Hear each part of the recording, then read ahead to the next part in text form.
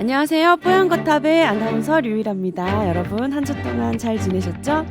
저는 아직도 목소리가 이따위네요. 죄송해요. 오늘도 좀 많이 양해 부탁드릴게요. 자, 오늘은 조동찬 의학 전문 기자와 또 남주현 기자님 나와주셨습니다. 안녕하세요. 왜 저한테는 님자를 붙이시는 거죠? 가끔 오는 사람이라고 푸대접 하시는 거죠? 님 붙이면 푸대접이에요? 안 네. 친해 보이잖아. 아, 친했었나? 그 두 분 입사 동기인 거죠? 네, SBS에? 입사 동기에서 네. 친합니다. 네. 새해 복 많이 받으세요. 새해 복 많이 네. 받으세요. 뽀얀거탑 우리가 2020년에 처음으로 하는 방송이네요, 그렇죠? 네, 그러네요. 네, 네. 드디어 2020 왔어. 그 아름다운 숫자 2020. 왜 네. 아름다운 숫자예요? 이게 비율이 왠지 맞아서? 뭔가 2020이면 제가 어렸을 때 초등학교 때 이제 미래 세계를 그린 영화들이 한 2020년대. 그 얘기 많이 하시더라고요. 네. 그러니까 2020년은 항상 뭐 미래 어떤 날 차가 막 날아다닐 것 같고, 차가 날아다니고 어. 뭐 먼 미래일 것 같은 네. 숫자인데 네, 드디어 그게 이제 왔구나. 왔어요. 예. 이야. 그때는 뭐냐면 그때 2020이 되면 2020년이 되면 제 나이가 몇 살이 될까 상상할 수가 없었어요. 설마 내가 그렇게 나이 많은 사람이 될까? 정확하게 제가 알려드릴까요? 아니요. 상상이 안 되시나요? 왜 그러세요? 예. 그러면 제 나이 말하면 제가 그 유일한 아나운서 체중 말할 거예요. 체중이요? 예. 모르시잖아요. 딱 보면 알아요. 얼만데요? 말해요, 진짜? 네. 딱 보면 알아요. 딱 거의 뭐 기적의 논리는 어디에나 누구에게나 갖다 붙일 수 있는. 45 아니에요? 너무 많이 부르셨다. 제가 45나 나간다고요? 키가 있잖아.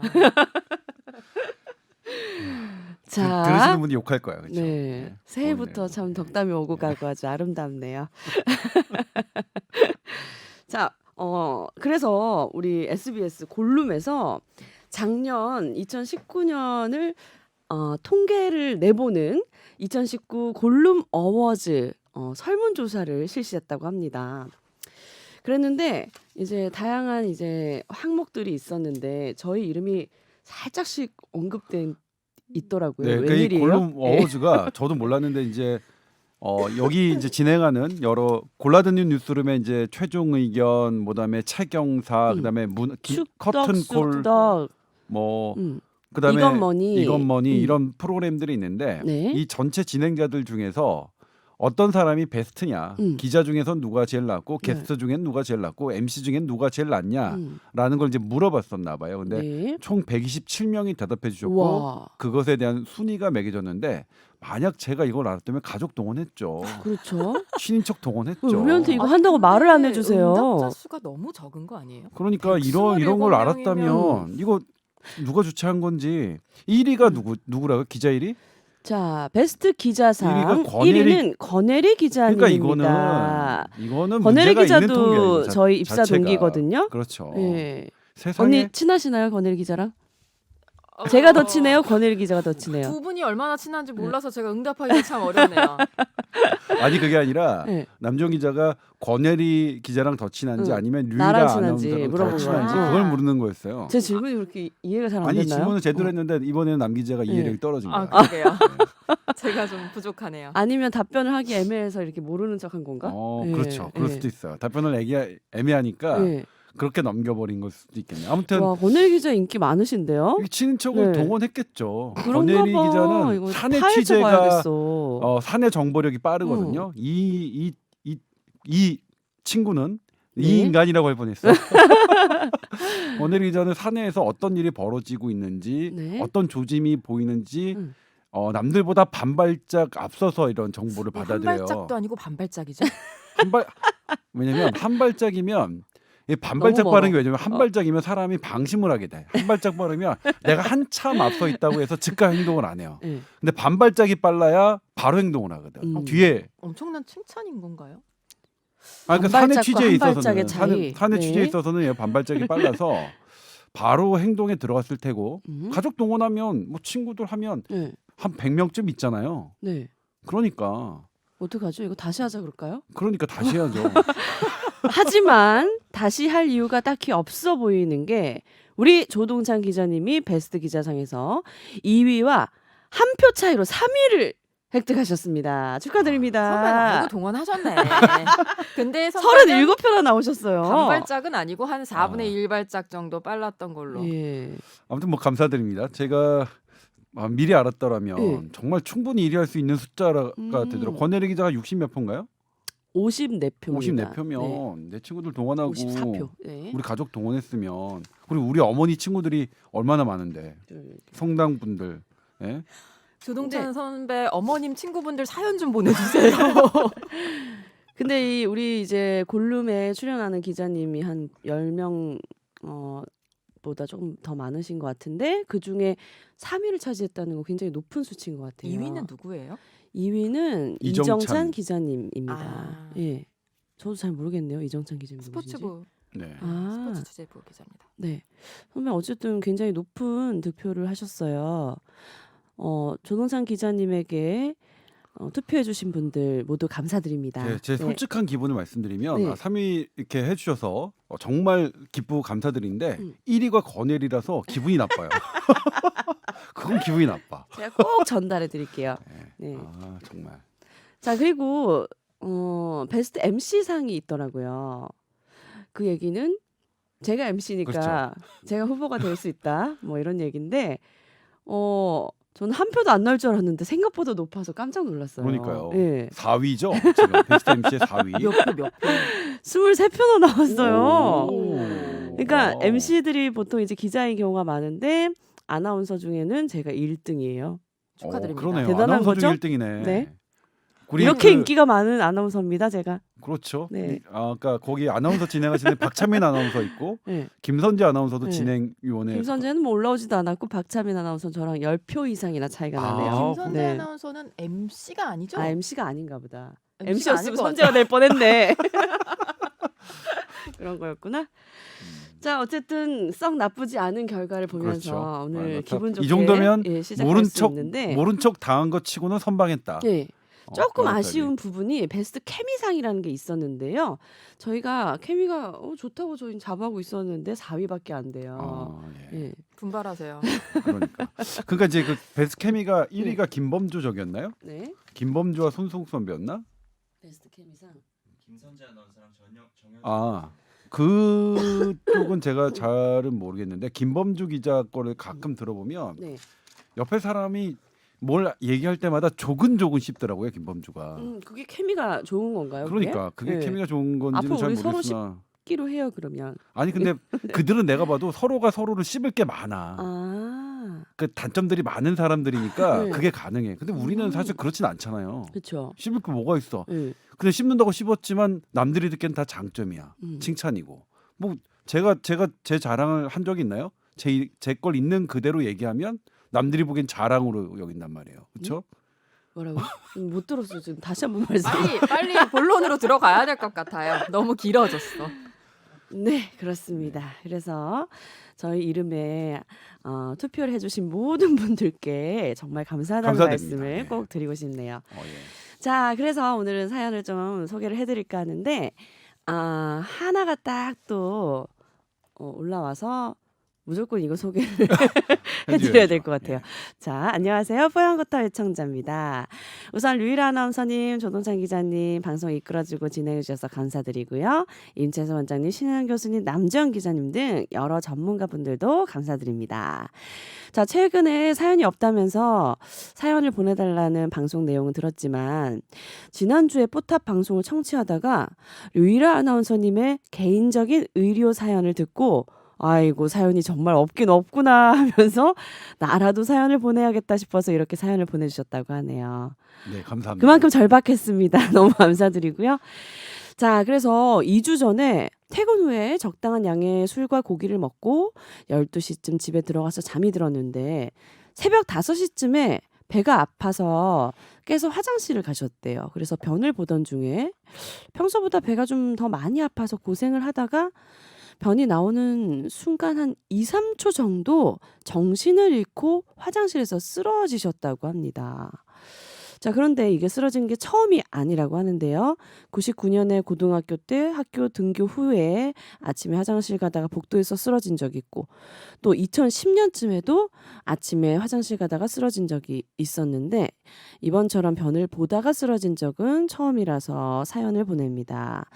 예전에 고등학교 때 쓰러졌을 때는 대학병원에 가서 검진을 했는데 뇌 MRI까지 찍어봤는데도 아무런 이상이 없었다고 해요. 이거 왜 이런 건지 궁금해서 사연 보내주셨네요. 네. 네.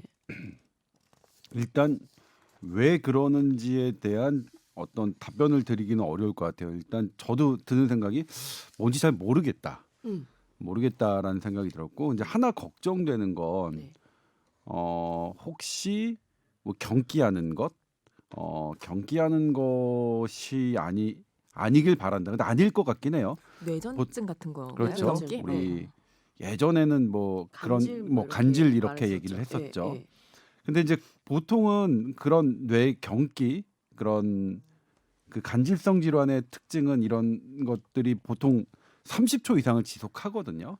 그리고 이제 보통 이제 3초 이상 지속하고 2분을 넘는 경우가 많고, 네. 근데 이제 반드시 5분 정도를 넘으면 무조건 병원에 가야 됩니다. 5분을 넘는 거는 뇌에 상당한 데미지가 있는 거거든요. 근데 이제 이분은 2, 3초 정도라고 했으니까 아주 짧은 거네요. 아닐 것 같아요. 네. 근데 이제 이분의 히스토리가 저랑 비슷한데 네. 저도 그런 적 초등학교 있으셨어요? 때 한 번 쓰러졌고요. 네. 중학교 2학년 때 역시 운동을 하다가 쓰러져서 네. 저희 이제 당시 저희 고모부가 해주신 세브란스 병원에 가서 제가 이제 저도 이런 검진 절차를 밟았는데 결국 아무것도 나오지 않았죠. 그러니까 이분도 저랑 그러니까 이렇게 이제 우리가 간질성 질환이라고 하는 것은 이렇게 아주 드문드문 10년에 한 번씩 이렇게 생기는 거는 아닌 것 같아요. 그러니까 저도 뭐냐면 왜 그때 그렇게 쓰러졌는지 현대의학이 밝혀내지 못했죠. 당시 현대의학이. 근데 지금 제가 다시 신경외과를 전공하고 레지던트를 하면서 공부를 해봐도 네. 여전히 모르겠어요. 제가 왜 그때 그런 일이 벌어졌는지. 그래요. 네. 저는 그냥 뭐 정말로 이게 이제 쓰러졌거든요. 그래서 그다음에 쓰러지는 거를 제가 두 번째는 좀 알아서 이러다가 내가 쓰러지겠다 해서 뭐 쓰러졌는데, 그래서 그날은 두 번째 쓰러졌던 중학교 때 제가 친구들의 부축을 받아서 집에 갔고, 그러니까 저희 어머니가 너무 놀라셔가지고 이제 병원에서 저도 이런 절차를 밟았는데 결과적으로는 아무것도 나오지 않았어요. 그리고 당시 선생님도 모르겠다고 했고, 그 뒤로는 그러신 적 네, 없으세요? 그 뒤로는 없었고요. 근데 이분도 그러니까 이렇게 뭐 MRI 찍었고 당시 또 고등학교 때 쓰러질 때 MRI 찍었고 분명히 뇌파도 하셨을 것 같은데, 그럼 뇌파상에서 안 나온다면 현대의학이 진단할 수 있는 범위는 아닌 것 같아요. 그리고 증상도 아닌 것 같고. 근데 다만 이제 우리가 그러니까 병이 아닌데 이런 뇌의 이상이 아닌데 어떤 잠시 경기를 하는, 물론 이분이 경기를 했다는 것까지는 잘 모르겠어요. 네. 근데 어쨌든 만에 하나 짧은 경기를 하더라도 어떤 것들이 영향을 주느냐, 그러니까 술이 영향을 많이 줘요. 과음을 하는 게. 근데 이제 이분이 그때 이날 술을 드셨대요. 적당량의 술이 소주 한 병반하고 두 병이었잖아요. 네, 네. 근데 이게 나이가 들고 컨디션에 따라서 적당량의 술은 상당히 달라질 수 있습니다. 우리 뭐 알지만 컨디션이 좋을 때는 술이 막 들어가는데 조금 피곤하면 금방 취하고 그렇지 않습니까? 그리고 나이가 들면 술에 대한 반응이 확실히 떨어지기 때문에 저도 예전에는 술을 잘 마셨다가 요즘에는 술을 되게 못 마시거든요. 그러니까 그런 이 적당량의 술이 조금 과한 상태에서 이런 게 되지 않았나, 이런 생각이 들었고요. 나머지 부분은 고등학교 때 쓰러지셨던 것 이런 것들 잘 모르겠고, 근데 이게 저랑 겹쳐서 그런 생각이 들었습니다. 근데 이분은 술은 전혀 의심 안 하시는 것 같아요. 이 뒤에 보면은 그냥 소고기를 먹어서 쓰러진 건지 그런 말씀을 하신 거 보니까 술은 전혀 의심 안 하시는 것 같은데 잘 모르는 제가 봐도 소주 한 병 반, 두 병이 적당량은 아닌 것 같아요. 그렇죠. 그러니까 예전에는 이게 적당량이었다고 하더라도 이런 일이 좀 있었다면 조금 줄이시는 게 어떨까 싶고요. 그리고 하나 궁금한 게 선배, 이게 본인은 2, 3초 정신을 잃었다고 하는데 그거는 모르는 거 아닌가요? 근데 이제 이분이 변이 나오는 순간이니까 네. 변이 나오는 순간이니까 변이 나왔겠죠. 근데 보통은 이제 의식을 이거는 이제 할 수 있을 거예요. 그 순간이 어떻게 내가 이렇게 쓰러져 있지 하는 거는 그러니까 본인이 넘어져 있었는데 왜 보통은 이제 의식을 잃지 않으면 쓰러지는 과정까지도 기억이 나죠. 근데 그 부분을 기억이 안 난다면 그거는 의식이 없었다고 뭐 이해할 수 있는 것 같아요. 그러니까 내가 누워 있는데 왜 누워 있지? 변 보다 말고 그다음에 딱 봤다. 아까 변 본 것까지는 기억이 나는데 이러니까 사실 그래서 의식 소실은 어쨌거나 의미가 있어요. 그러니까 아니, 우리 그러니까 본인이 생각한 것보다 더 긴 시간을 의식을 잃었을 수도 있는 게 아니냐는 거죠. 저의 뭐 질문은. 그렇죠. 네, 네. 내가 지금 남 기자의 말을 잘못 이해했네요. 잘못 이해하신 것 같아요. 네. 오늘 맞아요. 저희 소통이 좀 특별하게 맞아요. 안 돼요. 새해 방송인데. 네. 그렇습니다. 자, 그럴 그래서, 수는 네. 있겠네요. 그러니까 2, 3초가 아니라 더 실제로 더 길었을 길었을 있고. 수도 있겠네요. 뭐 아버지께서 쿵 소리에 놀라 들어오셨다고는 하지만 또 그래서 근데 모르겠어요. 그렇긴 하네요. 그러니까 정확하게 의식을 얼마나 잃으셨는지는 2, 3초보다 훨씬 더 됐을 길어질 가능성도 수도 있었을 것 같아요. 있겠네요. 음.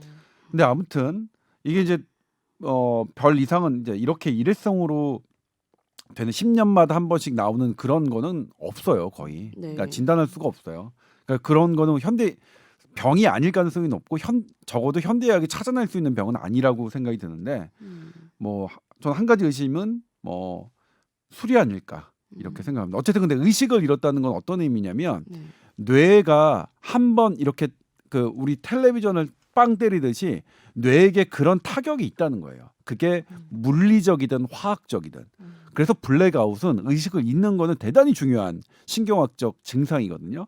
그러니까 여기서 정신을 잃었다는 것은 그날의 나의 뇌에 데미지가 있었다는 거예요. 그러니까 1년에 한 번 그러니까 술을 마셔도 1년에 한 번 이상 그 블랙아웃이 생기면 그건 알코올 중독을 시사하는 되게 중요한 소견이거든요. 그리고 1년에 한 번 정도의 블랙아웃이 있어도 나중에 그것들이 쌓이면 이 치매 위험도가 좀 높아지긴 해요. 그러니까 블랙아웃은 우리 다 이제 반성 모드로 들어가는데 겁나게 뭐, 이러세요. 네. 그러니까 이 정신을 잃었다는 것은 많이 조금 걱정되시겠어요. 근데. 우리가 네. 경계해야 될 저기다. 저는 술 같은데 그러니까 이런 일이 벌어지지 않도록 하는 거는 맞다. 이거 원인은 잘 모르겠지만 원인은 저는 술 같고요. 근데 집에서 쓰러지면 그나마 다행인데 뭐 혹시 뭐 운전을 한다든지 뭐 위험한 장소에서 쓰러지면 제가 어떡하나. 딱 한 번 경험이 있잖아요. 어떤 수습 경험? 때. 예. 수습 때 거의 한 2주를 잠을 못 잤어요. 진짜 수습 초반이라. 네. 그래서 경찰서 앞에 경찰서에서 나오던 길이었던 것 같은데 도봉 경찰서 앞에 이렇게 지나가다가 쓰러졌어요? 지금 생각하면은 그게 이제 실신한 것 같아요. 그래가지고 안경을 끼고 있는 상태였는데 노트북 가방은 다 떨어뜨리고 완전 얼굴 다쳤는데 휴대폰만 손에 쥐고 있었다는 거. 전화 올까봐 그 우와. 무의식 중에. 의지가 강한 분이세요. 그때는 내가 왜 넘어졌지? 그리고 그냥 너무 정신이 없으니까 그랬는데 지금 생각해 보면 주변에 그때 사람이 없었어요? 밤이었고 그렇게 도봉 경찰서 주변이 사람이 많은 데는 아니에요. 그럼 몇 초간 기억을 잃었는지도 아직 그거는 확인할 수 없네요. 모르죠. 오, 근데 다들 일어나서- 경험이 한 번씩 있으세요. 네, 근데 제가 아까 말씀드렸듯이 일시적 그 경기에 네. 또 그 수면 부족이 들어가 있어요. 수면 딱 부족을 제가 하면 수면 부족. 정말 그렇게 아, 경기를 할 수가 있어요. 네. 어쨌든 몸이 피곤하거나 술을 좀 과음을 하거나 이런 거는 조금 이제 신경을 좀 쓰셔야 그렇죠. 되겠네요. 근데 2주 동안이나 잠을 안 잤어요? 그럴 수는 없는데 사실. 거의 뭐 한 2, 30분 쪽잠 자고 경찰서에 이렇게 쪼그리고 앉아서 뭐 진짜 그때는 일을 잘 못 하셨나 봐요. 처음이고 제가 너무 일을 잘하면 어렵고 잠자시는 거. 일도 잘 못 하고 아, 그러니까 이제 불안한 마음에 잠도 못 자고 그랬죠. 저는 입사를 했는데 이제 기자 동기들은 이렇게 이제 사스마리 뭐 이런 거 네. 돌잖아요. 그게 전 되게 멋있어 보이더라고요. 언니 오빠들은 죽으려 그러는데 와 기자들은 저런 것도 하는구나 이렇게. 그 아나운서들은 입사하면 어떤 트레이닝을 하나? 저희는 이제 방에 프로그램이 좀 있어요. 몇 개월간. 그래서 발음 교육, 무슨 교육 한 네. 다음에 다른 부서의 예능 교양 이런 쪽으로 가서 실제 이제 녹화 장소에 가서 또 배우기도 하고 뭐 여러 보고. 가지 다양하게.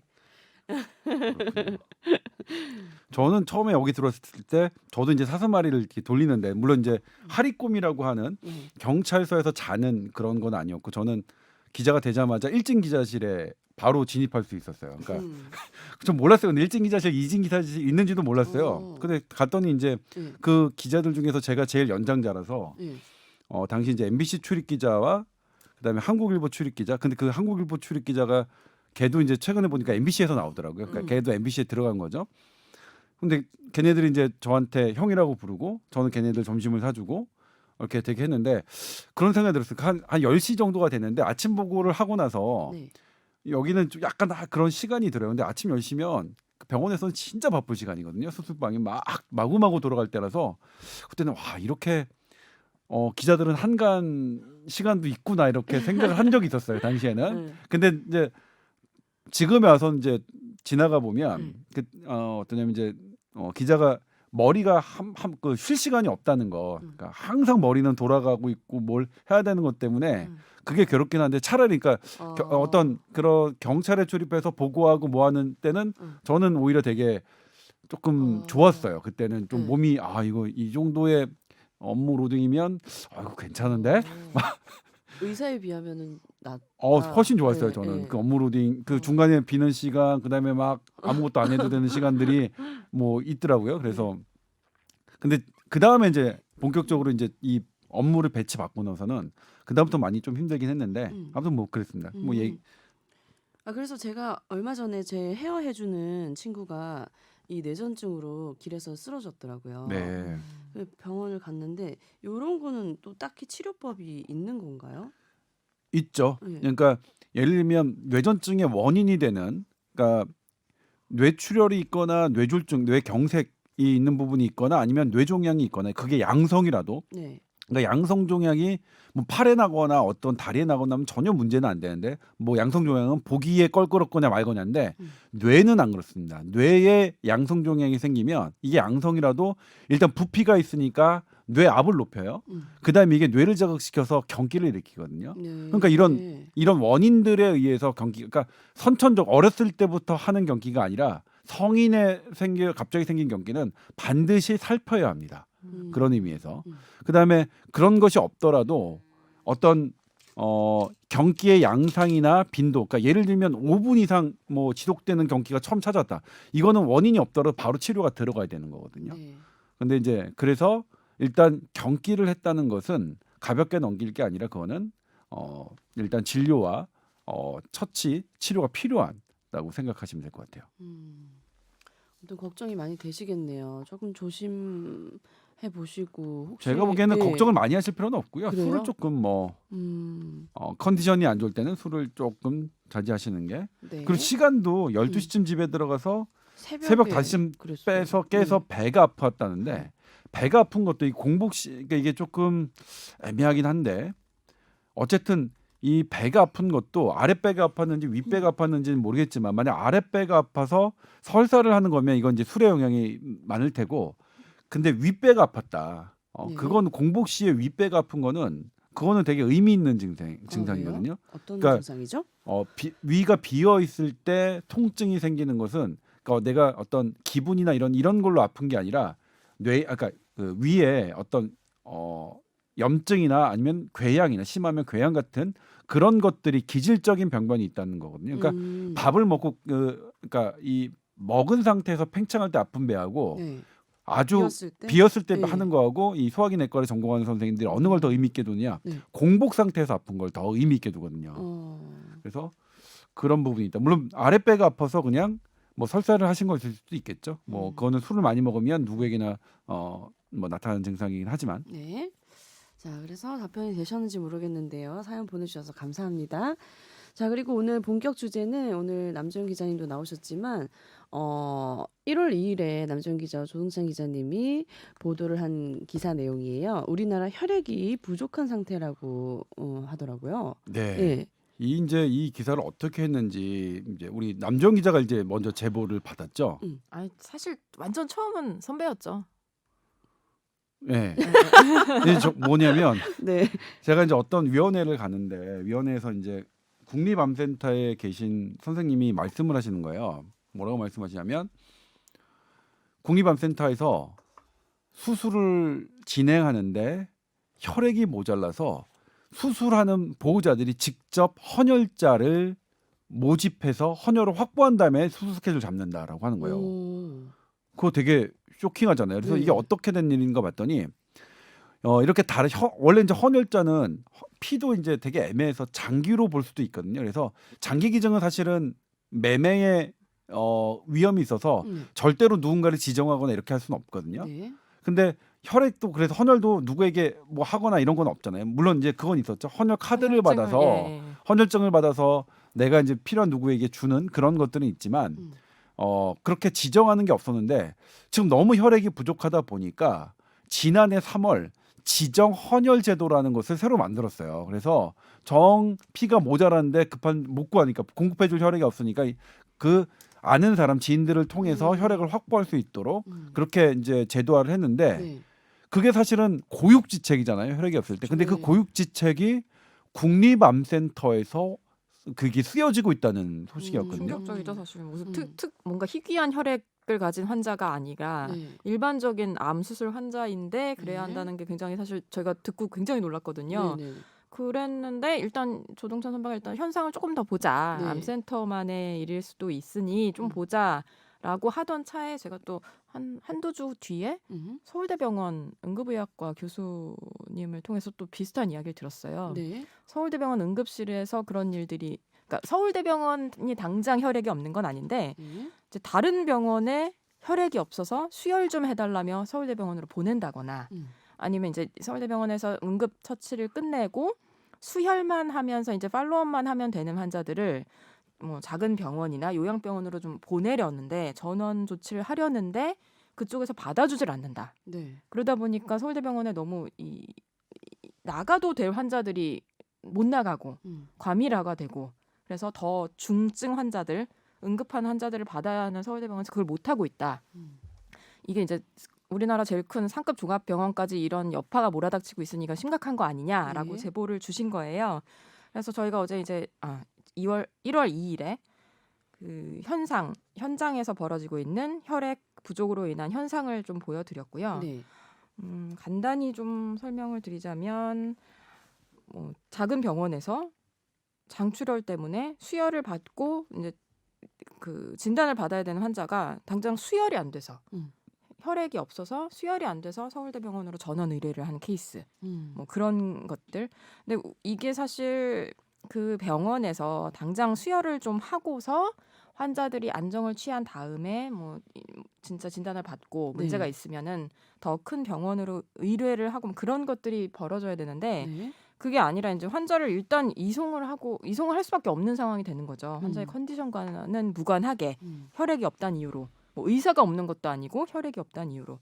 그리고 그 암센터 조금 전에 얘기 나온 국립암센터 같은 경우에 뭐 AB형 혈액 보유량은 이틀치, O형은 사흘치 정도고요. 그리고 이제 진짜 출혈이 멈추지 않는 중환자에게 필요한 혈소판 혈액이라는 게 있는데 네. 그건 아예 없다는 거예요. 재고가 전혀 없는 상태. 그래서 직접 이제 그게 이제 지정 헌혈이 필요한 가장 시급한 쪽이죠. 그래서 이제 저희는 헌혈이 필요하다. 근데 그뿐만이 아니라 투트랙으로 가야 되는 거거든요. 헌혈도 필요하고 네. 불필요한 수혈, 불필요한 사용을 좀 줄여야 한다. 아껴 써야 된다. 그렇죠. 네. 우리나라 헌혈량 자체가 지금 헌혈률만 봤을 때는 부족하지가 않거든요. 아, 그래요? 네. 근데 왜 부족한 현상이 나타났을까요? 사실 뭐 5.6% 정도 돼요. 2018년 기준으로. 그래서 일본, 미국, 네덜란드, 영국보다도 높은 편이고요. 아주 상당히 이 헌혈률이 높은 상위권 나라에 속하는데 네. 근데 이게 이제 그러니까 두 가지거든요.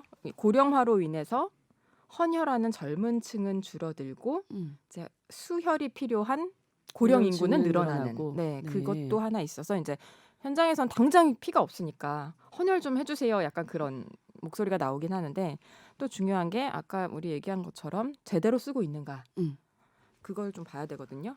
그래서 조동찬 선배가 이 자료를 하나 입수를 했죠. 네. 그 건강보험심사평가원이 그 국내 700여 개 병원을 대상으로 이 무릎 인공관절 수술 실태를 분석한 거 자료를 받았거든요. 근데 이게 갑자기 웬 무릎 인공관절이냐 거기에 하는데 수혈이 필요한가요? 수혈을 합니다. 그래서 이제 이게 오. 적정 수혈인지 아닌지를 평가하는 한 지표가 될 수 있어서 이 수술을 분석한 건데요. 전체 수술의 62%에서 수혈이 이루어졌다고 합니다. 오. 근데 상당수는 수혈이 필요하지 않은 경우였다고 하거든요. 그래서 이제 이 수혈이 사실 환자 감염 위험도 높이고 수혈을 받으면 같은 수술을 받은 환자에서도 사망률이 높아지고 그런 문제가 있기 때문에 혈액을 아껴 쓰자, 귀한 혈액 아껴 쓰자는 의미도 있지만 환자 안전 차원에서라도 이 수혈을 제대로 해야 되는지 그런 이슈를 저희가 제기를 했고요. 네. 오늘은 조금 더 자세한 이야기를 저도 조 선배한테 들을 수 있지 않을까 해서 네. 나왔습니다. 네.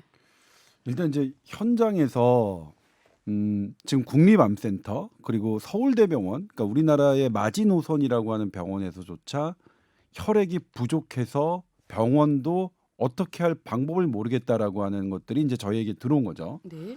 그러니까 그 부분이 사실 저희가 이거는 기사화를 해야겠다라고 하는 부분은 바로 그 부분입니다. 그러니까 혈액량이 일정한데 국가가 갖고 있는 일정한데 그게 이제 그 우선순위에 따라서 보급을 하거든요. 대한적십자사 아니면 한마음 이런 데서. 근데 국립암센터와 서울대병원은 저희가 생각할 때는 상당히 우선순위로 피가 공급돼야 되는 병원이겠죠. 그렇죠. 중증 환자들이 많이 암 환자, 그다음에 뭐 다른 뇌졸중 환자, 4대 중증 질환에 대해서 가장 많은 그 포션을 갖고 있는 병원들인데 네. 이 병원에서 현장에 계신 선생님들이 의사 선생님들이 이거 너무 어렵다. 혈액 때문에. 혈액이 모자라서.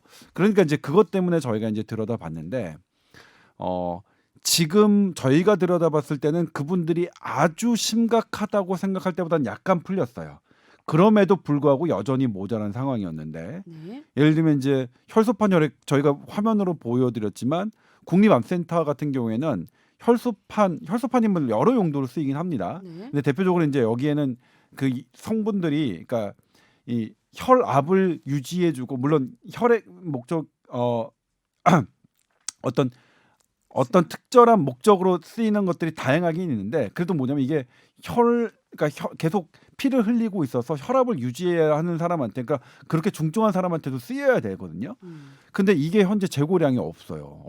저희가 방문했을 때. 네. 그러면 거기 중환자실에 계신 분들은 어떻게 그 혈소판 혈액이 필요하면 어떻게 공급받고 네. 계시냐? 다 주변 분들이 그러니까 환자 보호자들이 다 구하시는 거예요. 그러니까 지정 헌혈 제도를 이용해서. 그러니까 지금 그래야 되는 현상이 저희가 방문했던 1월 2일에도 벌어지고 있는 상황이었어요. 그러니까 모자라긴 모자란 거죠. 그러니까 지금 현재 모자라는 것을 그 복구할 수 있는 것은 많이 할 수 있는 건 저희가 헌혈하는 것밖에 없어요. 저도 헌혈을 해야겠다는 생각이 들었습니다. 네. 그러니까 지금 현재 우리 병원들이 갖고 있는 것을 단기적으로 해결하는 방법은 헌혈을 해야 된다. 근데 최근에 헌혈 인구 수가 좀 줄었다. 그리고 왜냐면 젊은 층에서 많이 해야 되는데 젊은 층의 인구가 점점 줄어들고 있고 그 앞으로 더 줄기 때문에 이것을 어떻게 계속 유지할 것이냐 이건 되게 중요한 건데 그래서 헌혈이 1년 내내 일정 수준 정도로 유지될 수 있도록 그 헌혈 유도 정책을 하는 거는 지금 당장 필요한 정책이다. 근데 이제 작년의 위기가 어떻게 왔냐고 얘기를 하냐면 작년에 추석 연휴가 있었잖아요. 추석 연휴 때 보통 젊은이들이 많이 가요. 고향을 가고 그리고 추석 연휴가 대학생들의 중간고사 기간과 겹친다고 해요. 네. 그래서 그때는 전후로 헌혈이 없는데 나중에 이제 그분들이 추석 연휴를 갔다 오고 시험이 끝나면 10대, 20대, 30대 분들이 이제 헌혈을 하는데 그 다음 주에 태풍이 왔답니다. 태풍이 오면 잘 안 돌아다니시죠. 그리고 그 다음 주에도 태풍이 왔어요. 그 헌혈량이 3주 연속 떨어지니까 그 여파가 10월, 11월, 12월 초까지 갔던 거예요. 그러니까 이제 피를 구할 수가 없었고 국립암센터도 모든 수술을 전부 다 지정 헌혈제들을 이용해야만 모든 수술이 가능한 이런 아주 위기의 순간이 왔었던 거죠. 네. 그리고 세브란스 병원 같은 경우에는 제가 이 세브란스 병원 얘기해도 되려나 모르겠는데 네. 보면 만약 50팩을 신청했다. 50봉지를 헌혈을 신청했으면 거의 10% 정도밖에 당시에는 공급을 못 받았다고 하더라고요. 그 심했던 12월 예. 그 그 11월 시기에는. 12월이요. 그러니까 이런 것들은 우리가 안정되게 지금 조금만 어떤 뭐 자연재해나 연유나 이런 것들이 끼면 우리나라 전체 의료기관, 그러니까 되게 많이 마지노선이 되는 병원조차도 혈액 때문에 흔들리니까 안정된 이런 혈액 공급을 위해서는 이렇게 빈틈없이 헌혈이 좀 유지될 수 있는 제도를 좀 고민하긴 해야 돼요. 그래서 그런 부분이 있는데, 근데 여기서 좀 들여다볼 게 있어요. 이게 이제 2019년에 저희 질병관리본부가 연구 용역을 해서 이제 보고서로 낸 겁니다. 비공개 문서인데 저는 이제 받아봤어요. 비공개 문서를 받아보는 방법이 사실은 기자의 실력이긴 해요. 선배 좀 이런 표현 써도 되는지 모르겠는데 재수 없네요. 뭐 하루 이틀 자뻑이죠? 일도 아닌데요. 뭐 하루 이틀도 뭐. 아니고. 네. 근데 거기를 보면 이제 어떤 게 나오냐면 네. 혈액을 적정하게 사용하는 지표를 개발해야 된다라고 쭉 나와요. 그래서 이제 그 개발이 타당한가 이런 거가 나오는데, 거기서 이제 목적인 거죠. 지표를 개발한다는 것은 현상이 적정하게 사용되지 않고 있다라는 거죠. 그래서 제가 이제 들여다본 건데, 그래서 이제 우리 1월 2일 날 보도에도 잠깐 소개를 냈는데, 국가별로 헌혈하는 인구수를 계속 통계를 내요. 근데 네. 우리나라는 18년도고 일본, 영국, 네덜란드, 미국이었죠. 여기는 이제 17년도 자료인데, 저희 나라가 항상 이런 보건의료 통계는 저희 나라가 좀 더 빨리 나옵니다. 우리나라요. 네, 우리나라가. 네. 죄송해요. 우리나라가. 근데 이제 우리나라는 그 헌혈하는 인구수가 2018년 기준으로 5.6%였어요. 네. 근데 이것을 통계하는 다른 나라들보다 제일 높아요. 영국이 5.1%고 오. 인구 대비, 네. 일본은 3.8이었나요? 그다음에 오. 네덜란드가 한 4.2명, 네. 미국은 3.9%였던 걸로 기억이 그럼 나는데, 다른 나라는 부족한 현상이 안 나타났나요? 그래서 이제 물어봤어요. 네. 어쨌든 다른 나라는 어떠냐? 그랬더니 다른 나라도 사실은 혈액 때문에 부족 현상을 겪고 있대요. 미국조차도. 그러니까 우리나라가 다른 나라보다 높다고 해서 우리는 만족한다 이렇게 할 수는 없어서 헌혈량을 좀 늘리는 정책은 필요한데, 문제는 네. 그럼 다른 나라보다 헌혈하는 인구수가 많은데 이걸 그러면 계속해서 헌혈을 많이 하는 걸로만 하는 방향이 맞느냐? 이 부분에 대한 이제 문제 제기가 있거든요. 네. 네. 미국 같은 경우에는 헌혈량을 늘리는 것도 하지만 동시에 쓰는 피를 줄이는 정책이 들어와 있습니다. 네. 다른 나라도 마찬가지예요. 근데 이 정책이 시작된 건 뭐냐면, 피가 부족해서이기도 하지만 네. 불필요하게 헌혈이 되면, 수혈이 되면 환자에게 더 안 좋다는 게 과학적으로 입증됐기 때문입니다. 네. 이제 거기서 생각하는 게 이제 뭐냐면 정형외과 수술이거든요. 왜 정형외과 수술이 이제 지표로 많이 이용되냐면, 네. 뇌암 수술이나 이런 것들은 사실 생명과 되게 직결되잖아요. 그래서 이걸 갖고 어떤 사망률이나 이런 걸 따지기가 되게 어려워요. 근데 고관절이나 무릎 치환술은 이거는 생명과는 직결이 안 되니까 이걸 갖고 사망률을 따지기는 좀 괜찮단 말이에요. 네. 그렇기 때문에 무릎 치환술이나 고관절 치환술이 혈액에 대한 이런 안정성 평가에 많이 사용되는 이유가 거기에 있습니다. 외국에서도 그럼 외국에서도 이런 수술로 그렇습니다. 많이 해요. 예. 그래서 이게 이제 처음에 그 했던 게 미국 메이오 클리닉인데, 아까 제가 이제 커다랗게 연구를 한 게 미국 네. 메이오 클리닉에서 정형외과 수술의 같은 중증도와 같은 뭐 기간 정도의 그 정형외과 수술을 비교를 했어요. 그래서 수혈이 들어갔고 수혈이 안 들어갔고, 그러니까 네. 환자의 상태는 비슷한데 네. 어떤 사람은 의사가 난 그래도 헤모글로빈이 한 9 정도 되면 난 피 주고 싶어. 그래서 줬고, 어떤 의사는 9 정도면 안 줘도 돼. 괜찮아. 그래서 네. 괜찮아 해서 안 준, 이렇게 해서 비교를 해봤더니 네. 동일한 조건에서 동일한 수술을 받았는데도 혈액에 들어가면 감염률이 1.8배 높았고요. 사망률은 2배 높았어요. 이게 사실은 되게 당시에 되게 충격적인 연구 결과였어요. 그러니까 네. 혈액도 그러니까 생명을 구하는 소중한 약이지만 이 약도 분명히 사이드 이펙트가 있다. 근데 저 안 그래도 기사 보고 궁금했는데 왜 감염이 되는 될 걸까요? 수 있는 거? 수혈로 인해서. 그게 뭐 이 혈액을 공급하는 과정에서 뭔가 이 주사 바늘이라든 그런 문제, 그런 이슈는 아닐 것 같은데 네. 혈액의 문제인 걸까요? 아니요. 물론 혈액의 문제도 있을 수 있는데 그 네. 부분은 되게 작았어요. 그러니까 작다고 거의, 그러니까 그런 경우가 없는 건 아닌데 지금 이제 혈액에 대해서 감염 관리는 상당히 엄격하게 이루어지고 네. 있습니다. 그래서 네. 그 그러니까 오염된 혈액의 오염으로 감염되는 게 아니라 네. 혈액 자체가 내 몸에 면역 반응을 일으키는 거예요. 면역 반응을 일으키면 감염에 대비해야 될 나의 면역 그런 세포들이 혈액과 면역 반응을 하느라고 사용되어서 실제로 세균과 싸울 이런 힘이 떨어지는 거죠. 그러니까 평소라면 그냥 이겨낼 수 있는 것을 그렇죠. 수혈로 인해서 다른 기능을 하느라고 제대로 그렇죠. 면역 반응이 안 일어나는. 그러니까 모든 우리 몸은 외부 물질에 대해서 면역 반응을 하게 돼 있는데 혈액도 타인의 혈액이니까 면역 반응을 하고 거기서 일단 항원항체 반응을 하고 이런 것들이 사용되어지니까 균에 대해서 내가 할당할 수 있는 면역의 기능이 그만큼 줄어드는 거죠. 그렇게 설명을 했어요. 그리고 우리나라에서도 그래서 이 연구 결과가 나왔습니다. 성 빈센트 병원도 있고 그다음에 최근에는 제가 지금 정확하게 기억했는데 건국대인가 당국대인가에서도 같은 연구들이 해봤는데 우리나라 연구에서는 퍼센트까지 몇 퍼센트 증가했다, 몇 배 증가했다까지는 나오진 않지만 분명히 감염률이 더 증가했고 입원 기간도 더 길어졌다. 통계적으로 유의하게 길어졌다라고 우리나라 연구도 이제 나오고 있는 거예요. 그러니까 혈액은 정말로 꼭 필요할 때만 써야 되는 이유가 한 가지 더 생긴 거죠. 그러니까 혈액이 부족해서도 그렇고 그러니까 아껴 써야 되는 거고 그다음에 이걸 그냥 썼다가는 네. 이것도 분명히 그러니까 리스크가 있기 때문에 네. 이게 쓸 베네핏이 더 큰 사람, 그러니까 리스크 베네핏을 따져서 베네핏이 더 크다고 우리가 생각하는 것에 대해서만 되게 엄격하게 써야 되는 이유가 있는 거죠. 근데 이제 그 남정 기자가 설명했지만 우리나라에서 건강보험 심사평가원이 슬관절 치환 수술에 대해서 수혈이 적정하게 이루어지는가를 조사를 한 거예요. 이게 작년 12월에 결론이 났는데 네.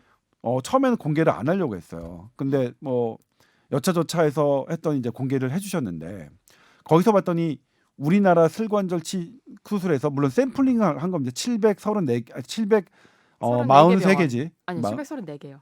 743개일 거예요. 제가 처음에 34개를 썼다가 43개로 바꿨어요. 그럼 저한테도 알려주셨어요. 아 그랬나? 아리가 그러면 734개를 아침에도 했어요? 아마 그런 어떻게 잘못 나갔다고 합니다, 여러분. 아, 네. 예. 700여 개로 740 하시죠. 예, 네, 700여 개. 개, 예. 700여 개. 예, 예. 그래서 이제 이걸 샘플링한 거라서 완벽한 결과라고 할 수 없지만 그래도 파일럿 스터디인 만큼 어떤 지표, 그러니까 이 성향은 나올 수 있다고 네. 판단되는데 네. 62%에서 수혈이 이루어졌어요. 그러니까 10개의 슬관절 치환술 수술이 있으면 네. 여섯 여섯 건에서 정도. 실제로 네. 수혈이 이루어지는데 네. 이걸 저희가 이제 했던 좀 엄격하게 수혈 가이드라인을 엄격하게 적용하는 와이데이 세브란스 병원의 모 교수님을 봤더니 그분은 5%가 안 돼요.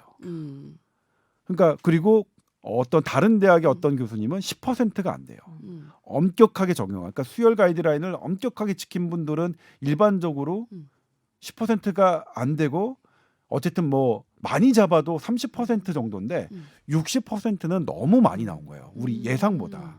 그러니까 이게 이제 슬관절 치환 수술에서 대비된 거지만 너무 많이 쓰고 있었고 그다음에 국내 이것도 이제 본인들이 자료는 주셨지만 본인 병원이라고 밝히지 말아달라고 해서 이제 밝히진 않겠습니다.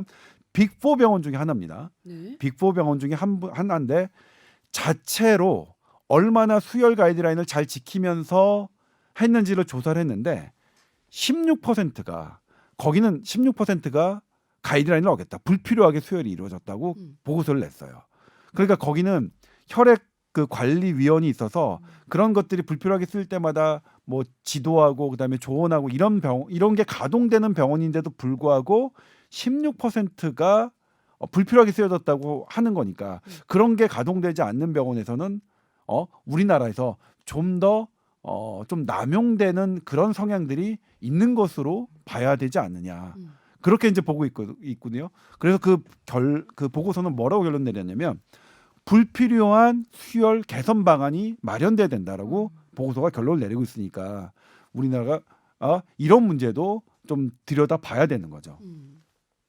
근데 이게 사실 예전에도 한번 조선바 이 부분을 보도를 해서 제가 좀 그때 처음 듣는 이야기라 굉장히 좀 신선한 충격을 받았던 기억이 있는데 근데 왜 이 부분이 이렇게 빨리 개선이 안 되는 걸까요? 지금 이제 저희가 이번이 세 번째예요. 저희는 음. 그러니까 2013년도 했고 2017년도 했고 17년, 예, 그리고 예. 2020년에 했네요. 네. 이렇게 줄여야 된다. 근데 2013년에 왜 했냐면 우리 한국 수혈 학회가 생겼어요. 그래서 정말 피적정하게 쓰자. 그래서 2011년에 가이드라인을 만들었고요. 근데 그 완전한 개정판이 2016년에 지금 만들어졌거든요. 지금 우리가 가이드라인이 있어요. 2016년에 만들어진 국제 기준에 맞춰서 한 겁니다. 근데 이 가이드라인이 가이드라인이에요. 그러니까 강제 조항이 없어. 이걸 좀 아. 지켜주십시오. 그러면 의료 현장에서 그래도 어느 정도 개선이 되겠다 이렇게 생각했는데 네. 이번 2019년도 건강보험심사평가원의 조사 결과를 보면 가이드라인이 현장에서 제대로 작용되고 있는 것 같지가 않다. 그러면 현재 강제성, 규제성이 없는 가이드라인을 어떻게 현장에서 잘 활용될 수 있도록 하겠느냐. 근데 이 부분은 이제 두 가지겠죠. 좀 더 막 의료계에게 교육과 이런 것들을 좀 더 알리는 부분이 있을 테고 네. 두 번째는 규제하는 방법이 있는 거죠. 규제가 좀 더 강력하겠죠. 그러니까 규제는 가이드라인대로 하지 않으면 어떤 페널티를 주는. 그러니까 예를 들면 이제 뭐 혈액에 대한 그 가격이 있는데 이런 부분들을 조금 뭐 삭감한다든가 이런 게 있는데 근데 이제 혈액 갖고 병원이 돈을 버는 건 아니거든요. 그래서 혈액을 현재 병원이 사실 병원에 뭐 환자를 위해서 쓰는 거지 뭐 그 돈을 벌기 위해서 쓰는 건 정말 아닌데 혈액으로 병원이 남는 돈은 없습니다. 그래서 이거는 이제 그래서 이제 현장에서는 가격 그렇게 페널티를 주는 것보다는 좀 더 이런 것들을 교육하고 홍보를 하자 이런 목소리가 높은데 근데 좀 강경한 분들은 지금 우리가 그럴 때가 아니다. 혈액이 모자랄 때는 지금 암 수술 받을 환자들이 직접 피를 구해야 되고 그다음에 서울대병원이 저것도 뭐냐면 서울대병원은 사실은 서울대병원이나 이렇게 큰 상급 종합병원들은 중증 환자들을 이렇게 계속해서 중증 환자들을 위한 공간이 계속 마련돼야 되는데 지금 그러니까 수혈만 받으면 다른 병원에 가도 되는 환자들이 못 나가고 못 나가고 있어서 가뜩이나 과밀화가 심한데 지금 혈액 부족 때문에 과밀화가 더 심한 현상이 벌어지니까 이건 문제거든요. 그래서 좀 더 강한 제도가 이런 있어야 되는 것 아니냐 이렇게 이제 말씀하시는 분도 있는데 이거는 뭐 질병관리본부 그다음에 보건복지부 그다음에 이런 혈액과 관련된 전문가분들이 그 추가 연구 그다음에 추가 조사를 통해서 조금 어쨌든 제도가 좀 이쯤이면 나와야 되는 것 아닌가 이런 생각을 좀 저는 개인적으로 들었습니다. 그리고 이제 수혈을 좀 줄여야 한다 그 부분은 조 선배가 충분히 설명을 해주셔서 네. 조금만 보태자면 네. 헌혈도 좀 당장 하긴 해야 되잖아요. 네. 단기간으로 봤을 때는 네, 굉장히 네. 심각한 상황이니까. 네. 근데요, 그 10대, 20대 헌혈률이 우리나라 얼마나 차지하는지 아세요? 글쎄요. 거의 70% 정도. 68%인가요? 원래 작년 작년이? 기준 69% 정도 되더라고요. 네. 근데 이게 그래서 2017년인가요? 2017년도에 복지부가 자료를 냈어요. 네. 30대 이상 중장년층 헌혈 점유율이 29%밖에 안 된다 우리나라가. 근데 2015년 기준으로 일본은 78%, 프랑스는 73%나 된다고 하더라고요. 그래가지고 우리도 이제 2022년까지 이거를 2%까지 늘려보자. 중장년층 헌혈 비율을. 근데 뭐 17년에 29%였던 게 작년에 31%까지 올라오긴 했지만 이 42%까지는 지금 어림도 없는 상황이에요. 네. 그래서 이 부분 사실 우리도 다 해당이 되는데 네.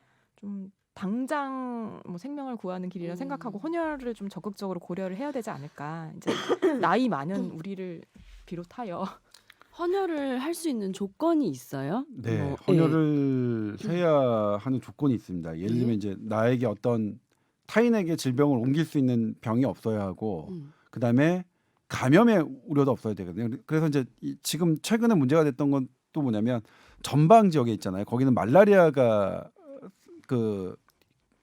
모기, 말라리아 모기요. 그렇죠. 네. 가끔씩 출현하는 지역이기 때문에 네. 거기에 또 말라리아는 잠복기가 있잖아요. 그래서 그쪽에 전방에 있던 분들은 한 몇 개월간 그 헌혈을 할 수가 없었어요. 내가 어떤 질병이 없더라도 그 지역에 음. 있었기 때문에 말라리아가 출몰하는 지역에 거주했기 때문에 이유로 그 정도로 이제 조금 엄격하게 되는데, 그러니까 이거는 그런 거 있죠.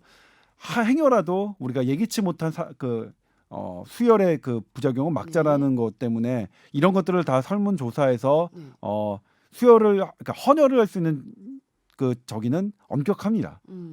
그리고 내 건강 상태도 있어야 되고 최근 몇 개월에 뭐 예를 들면 수술을 받지 않았고 뭐 수술을 하거나 이런 것들이 없어야 되고 이런 것들이 있습니다. 그렇기 때문에 이제 사실은 헌혈을 할 수 있다는 것은 내가 어느 정도 건강하다라는 네. 의미겠죠. 네, 네. 근데 저도 그래서 이제 이 부분 이제 물론 우리나라가 그러니까 수혈을 좀 더 적정하게 피를 아껴 써야 된다는 것을 보도했지만, 그래도 지금 현재 벌어지고 있는 병원에서의 혈액 그 부족 사태는 지금으로서는 헌혈밖에 없기 때문에 헌혈을 좀 해야겠다는 생각이 들어서 네. 우리가 이제 올해는 헌혈을 좀 더 많은 분들이 참여를 했으면 좋겠고, 특히 이제 연휴 뭐 설날이나 아니면 어떤 중간고사 기간 뭐 이런 때, 그다음에 그런 때에 혼란이 없도록 그런 때 조금 해서 헌혈을 하는 게 어떨까, 근데 뭐 이런 생각을 좀 네. 해봤어요. 평소에 우리가 헌혈을 해야지라고 인식을 막 하면서 살고 있진 않잖아요. 그러다가 길을 가다가 뭐 헌혈 버스 같은 게 가끔씩 이제 서여져 있으면 그때서야 이제 나도 한번 해볼까 이런 생각을 하는데, 일부러 좀 찾아가서 헌혈을 할 수 있는 곳이 많은가요, 주변에? 당장 목동에도 네. 있잖아요. 저는 생각을 안 해서 전혀 모르고 있었어요. 곳곳에 적십자사 혈액원이 네. 아니죠. 뭐라고 부르죠? 예, 할 수 있는 헌혈의 곳이 있고요. 집이죠. 헌혈의 집. 헌혈의 예, 집. 예, 예. 네. 헌혈의 집이 곳곳에 있고 네. 당장 우리 회사에서 뭐 멀리 떨어지지 않은 곳에 있고요. 네. 찾아가려면 그렇게 뭐 접근성이 떨어지는 건 그래요. 아니더라고요. 네. 그래서 저는 이제 그런 생각을 했어요. 이제 이쪽 그 혈액과 관련된 분들에게 혈액이 정말 모자라는 그 그러니까 헌혈이 조금 적게 돼서 모자라는 순간에는 좀 알려달라. 그럼 우리가 그때는 어떤 식으로도 지금 혈액이 모자라니 이렇게 좀 해주십사. 뭐 캠페인을 같이 벌일 수도 있는 거니까 그런 부분을 좀 해야겠다, 이런 생각이 좀 들었어요. 그렇네요. 네. 이런 이제 헌혈 쪽으로는 인식을 좀 안 하고 있었는데 오늘 얘기를 들어보니까 이게 피 한 번 나눠드리는 게 큰일은 아니잖아요. 그죠? 할 수 있는 분들은 좀 적극적으로 한 번 정도 해보시는 것도 좋을 것 같은데, 저 이런 말씀을 드리는 게 부끄러운 게 저도 한 번도 안 해봤거든요. 네. 예. 남주현 저는- 기자님도 안 해보셨다고 아까 얘기를 네. 하셔서. 한 번 정도 한 것 네. 같거든요. 근데 그러니까 보통 군대에서 남자분들은 뭐 몇 번씩은 하지 않으세요?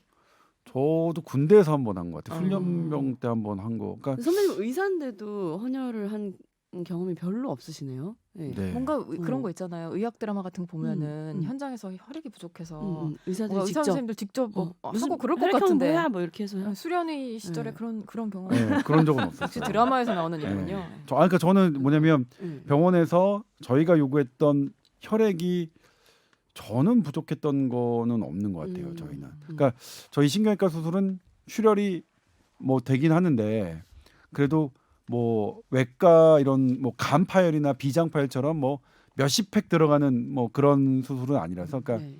3팩 뭐 5팩 많이 들어가도 그 정도 양이어서 저는 이제 그랬던 적은 없어요. 근데 다만 그건 이제 혈압이 떨어진 사람들한테 막 짜주고 막 해야 되거든요. 그런 거는 뭐 경험이 있지만 이렇게 병원에서 이렇게 했던 그런 멋있는 장면이 그런 멋있는 장면에 제가 주인공이 돼본 적은 없습니다. 헌혈을 몇 살부터 할 수 있어요? 10대도 아까 한다고 하셨는데. 16살인가요? 헌혈 나이요? 그거는 좀 네. 찾아봐야겠는데. 어. 어제 남정 기자 우리 그리고 몇 세까지 69세까지 가능합니다. 네. 이게 오. 늘어났어요. 원래 65세인가까지 가능했는데 네, 네. 워낙 이제 헌혈 인구가 줄 것으로 예상되고 해서 69세까지로 늘어났어요. 그러니까 네, 젊은 헌혈 사람이 해야 나이가 되는 건 말씀드리면 아니네요. 네. 예. 전혈 헌혈, 그러니까 모든 피를 할 수 있는 나이는 만 16세에서 69세. 그다음에 혈장 성분 헌혈은 만 17세에서 69세. 그다음에 혈소판 성분 뭐 이거는 17세, 만 17세에서 59세 이렇게 정해져 있네요. 대충 고등학생 정도 되면 이제 할 수 있는 네, 거네요. 그러네요. 외국 미국 제가 지금 미국을 찾아본 것 같은데 좀 가물가물한데 아예 그 위쪽으로는 연령 제한이 없는 나라도 많아요. 그러니까 그냥 얼핏 생각하기에는 헌혈을 할 때 당연히 건강한 피가 필요하니까 조금 젊으신 분들이 해야 되는 거 아닌가 이렇게 그렇긴 생각했는데 한데 예. 헌혈을 할 수 있는 정도의 컨디션이라고 하면 어. 뭐 연세가 70 이상이신 분들도 건강에 큰 영향이 없다. 뭐 그런 연구 결과가 있더라고요. 네, 그렇군요. 네, 그러네요. 음. 그 지금은 고령자의 지금 남종 기자가 얘기했던 대로 고령자도 헌혈할 수 있다는 그런 근거들이 나오고 있네요. 네. 그러니까 꼭 나이를 제한할 필요는 없다. 음. 뭐 이런 부분이 있어서 우리나라 고령화 되니까 이것도 한번 생각해 볼 음. 필요는 있겠네요. 근데 헌혈을 할 때 생각보다 이제 피를 꽤 많이 뽑잖아요. 거기에 피를 뽑게 되면은 본인에게 오는 뭐 부작용이나 뭐 그런 것들이 그러니까 있나요? 지금 헌혈 제가 어제 봤을 때는 이제 네. 320cc를 뽑는 걸 320cc. 봤는데 네. 320cc 그러니까 그 정도의 그러니까 헌혈은 뭐 큰 데미지를 주지는 않는다. 그런 것들은 이제 여러 차례 입증됐고 그다음에 헌혈 인구가 이제 우리나라에서도 해마다 280만 명이 하시는데 그러니까 280만 명이 그렇게 하셔서 헌혈하다 문제 생기는 건 거의 없으니까 네. 그런 거는 걱정 안 하셔도 될 것 같아요. 음. 예. 괜찮을 것 같아요. 그러니까 우리가 헌혈하는 그런 용량은 서양의학에 현대의학에서 네. 다 검증된 전혀 양이기 문제가 때문에 없는 거죠. 예, 네. 그거는 걱정 안 해요. 그리고 그 정도의 혈액이 빠져나갔을 때 문제가 되는 것을 사전에 그래서 그렇게 조사하고 문진을 검사를 하고. 하시는 거니까 음. 그런 거는 내가 이제 헌혈이 가능하다라고 판정을 받으시면 그거는 걱정을 안 하셔도 될 것 같습니다. 네. 올해 목표 중에 이제 하나로 헌혈 한번 해보는 것도 네. 계획 세워보시는 것도 좋겠네요. 네, 저도 그 어제 이렇게 저도 이제 한번 헌혈을 할까 지금 생각했습니다. 마음을 먹었습니다. 예. 자, 오늘 헌혈에 대한 얘기를 해봤는데 오늘 저희가 얘기하면서도 저희도 안 해본 사람들이어서 참 부끄러웠다 그런 생각이 들고 다음에 인증해 네. 주세요. 나와서. 저는 근데 좀 병력이 있어서 좀 될까 모르겠어요. 헌혈이. 네, 그건 이제 뭐 그렇겠죠. 만약 안 되시는 분들은 뭐 어쩔 수 없는 거죠, 그쵸. 그분은. 그리고 그런 분들이 도울 수 있는 다른 여러 가지가 있으니까. 네.